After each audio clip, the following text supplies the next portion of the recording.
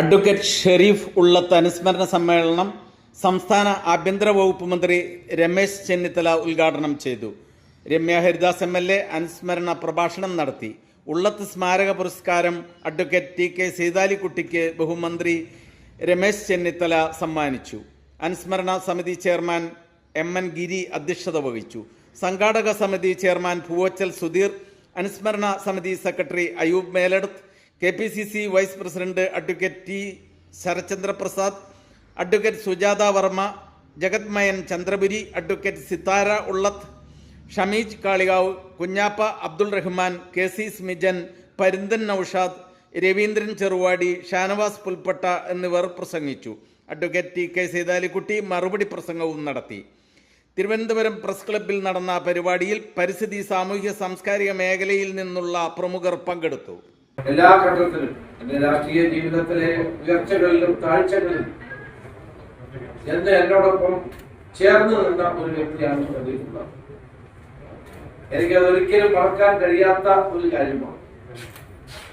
സാധാരണ താഴ്ചകൾ ഉണ്ടാകുമ്പോൾ ആളുകൾ വിട്ടുപിരിയുകയും ഉയർച്ചകൾ ഉണ്ടാകുമ്പോൾ ആളുകൾ കൂടിക്കൂടുകയും ചെയ്യുന്നതാണ് നമ്മുടെ ഇന്നത്തെ സമൂഹത്തിന്റെ പ്രത്യേകത. ഷെരീഫ് അങ്ങനെ ആയിരുന്നില്ല. എന്റെ ഏറ്റവും വലിയ ബുദ്ധിമുട്ടുണ്ടായ രാഷ്ട്രീയ ജീവിത കാലഘട്ടങ്ങളിൽ എന്നോടൊപ്പം ചേർന്ന് നിൽക്കുകയും എനിക്ക് വേണ്ടി പ്രവർത്തിക്കുകയും അത് നാട്ടുകാരെ അറിയിക്കുകയും ചെയ്തിട്ടുള്ളൊരു വ്യക്തിയാണ് അദ്ദേഹം. അദ്ദേഹം കേവലം ഒരു രാഷ്ട്രീയ പ്രവർത്തകൻ മാത്രമായിരുന്നു, നല്ല ഒരു അഭിഭാഷകനായി, മാത്രമല്ല നല്ലൊരു പരിസ്ഥിതി പ്രവർത്തകനായി. അദ്ദേഹത്തിന്റെ കേരള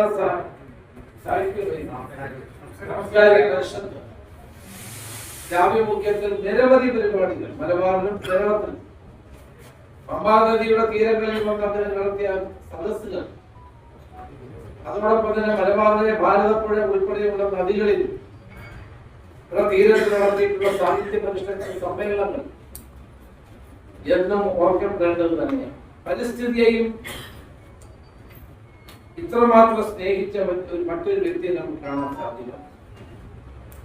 ഒരു പരിസ്ഥിതി പ്രവർത്തകൻ എങ്ങനെയായിരിക്കണം എന്നുള്ളതിന്റെ ഏറ്റവും വലിയ ഉദാഹരണമാണ് ഷെരീഫുള്ളത്.